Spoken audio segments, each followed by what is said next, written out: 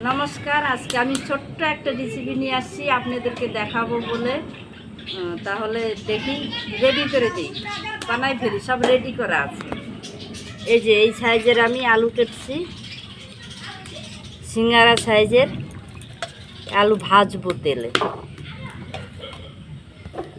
সঙ্গে কাঁচা লঙ্কাও কেটে দিছি একবারে।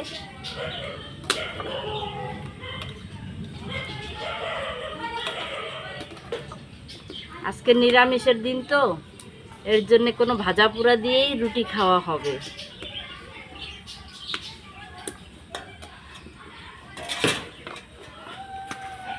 এদিকে কড়াই গরম হয়ে আসছে, তাহলে কড়াইয়ে তেল দিয়ে দিচ্ছি, সরিষার তেল। এইভাবে আলু ভাজলে একটু তেল বেশিই লাগে। গরম হয়ে গেছে, কিছু শুকনো লঙ্কা দিয়ে দিব, তার সঙ্গে দিয়ে দিব কালো জিরা।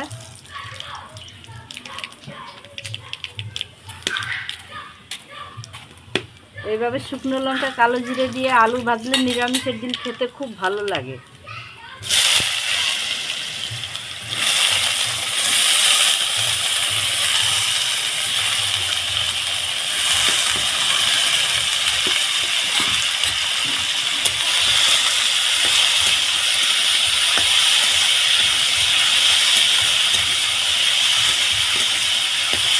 পরিমাণ মতো লবণ দিয়ে দিব,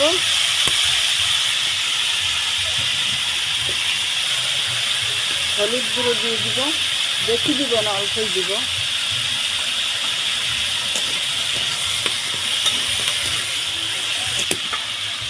আলু সিদ্ধ হওয়ার জন্য কিছুক্ষণ ঢেকে দিব, একটু নেড়ে দিব।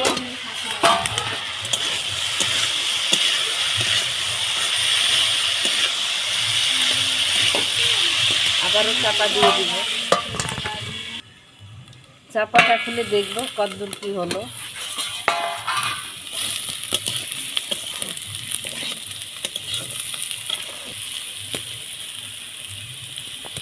আলুও গলে গেছে, এখন একটু লাল হবে, লাল হলেই ভালো লাগবে, লাল না হলে ভালো লাগবে না খেতে। আলু ভাজা হয়ে গেছে, লাল লাল একদম, খেতে যা লাগবে না, রুটির সঙ্গে, পরোটার সঙ্গে, গরম ভাত ডালের সঙ্গে, আপনি যেইভাবে খান ভালো লাগবে।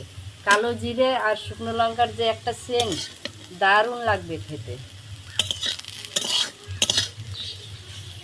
তাহলে আমার আলু ভাজা দেখলেন আপনারা, যদি ভালো লেগে থাকে লাইক করবেন, সাবস্ক্রাইব করবেন, কমেন্ট করবেন, আর আমার সঙ্গে থাকবেন। আর সঙ্গে থাকুন, তাহলে আমি অনেক আগে যেতে পারবো।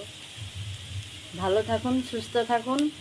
আপনাদের সবার ধন্যবাদ আমার ভিডিও দেখার জন্যে, অনেক অনেক ধন্যবাদ।